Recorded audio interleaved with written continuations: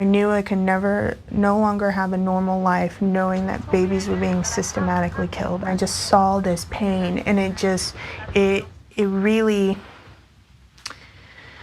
impacted. Okay, so there you are seeing a little bit of the thought process, the philosophy of an anti-abortion activist who has made news recently, understandably. So we want to give you a little bit more background on her before we spice this thing up. Take a look at this video. At 23 years old, Lauren Handy is not your typical DC young adult.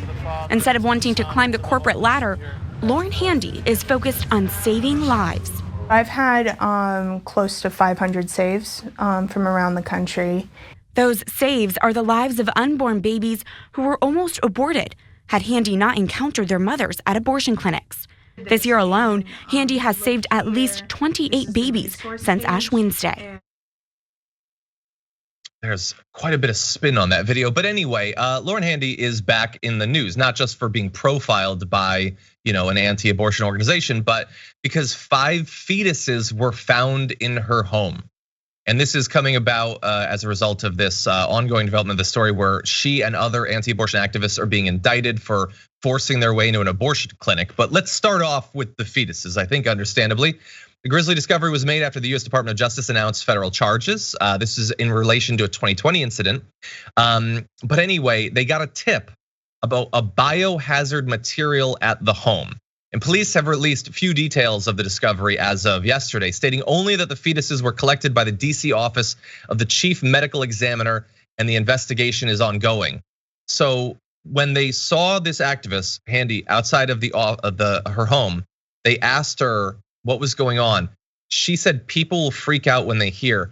The whole thing, Brett, I don't understand this world. I don't understand these activists.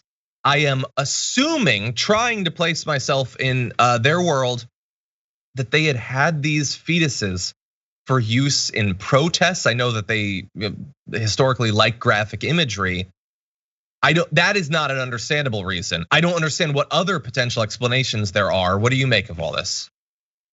I understand clinging to your beliefs and espousing them, but if you're at the point in your protest or anything for that matter, when you got like 5 fetuses at your house, I think you've gone a little overboard. Yeah, that's the thing. And then you'll have the Catholic network be all around you saying, listen, God doesn't like killing babies. Skip that plague where he killed every firstborn baby in Egypt. Anyways, let's move on. She's really saving lives. She talks about it. She talks about stealing freedoms from women that she doesn't agree with, like she's playing hockey, like she's Henrik Lundqvist saving goals. Like insane. Absolutely insane. And along the way, by the way, as they're now facing these charges over like lying to clinics to force their way in, injuring a nurse while doing so. All the details are available. BuzzFeed had a great write-up on this if you want to know more. But they're now facing up to potentially, I'm sure they won't get it, but up to potentially 11 years for forcing their way in to try to barricade access to this. Again, they would pretend that this is about protecting life or whatever. No, this is about forcing their worldview on other women, trying to scare them either because of like potentially being filmed or literally fearing for their own lives from exercising their rights. But I didn't want to just leave us on the bad news. I want to get to a little bit of good news and let you know that while a number of states, as we've profiled in many videos, are passing incredibly radical anti-abortion legislation, other states, blue states, are trying to set themselves up as sanctuaries for women's reproductive rights. For instance, on March 22nd, Gavin Newsom signed a bill that eliminated out-of-pocket costs for abortion as part of the state's efforts to increase accessibility to reproductive care. So that's California. In February, Vermont's House of Representatives approved a state constitutional amendment that would guarantee personal reproductive liberty. That's going to go before voters in a referendum in the elections in November this year. Colorado on March 24th passed the Reproductive Health Equity Act, which would give people the right to choose whether to have an abortion or continue a pregnancy. It explicitly states that fetuses, fertilized eggs, and embryos do not have independent rights under Colorado law. Illinois also passing legislation as well. So this is important for people living in these states. It's important to protect against efforts to pass laws like we've seen in Missouri and Idaho and Texas and other states in these blue states, but also more and more women in these red states are going to need a place they can go to get expedited, affordable access to exercise their rights. And so this is not enough, by the way. This does not mean that the Democrats federally are off the hook. They don't need to do anything, or that people, activists, and elected representatives in these red states don't have to fight back against this.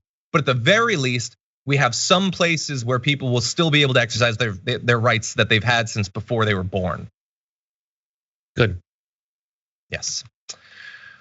Okay, and we will see. Hopefully, you'll see more bills like this coming forward. We know that there's going to be an absolutely devastating couple of Supreme Court decisions in this area, potentially going as far as totally getting rid of Roe v. Wade in the future. This is at least some protection against this, and we will wait to see what ends up happening to this anti-abortion activist, whether the charges she was already facing or God only knows what might come from her having the fetuses.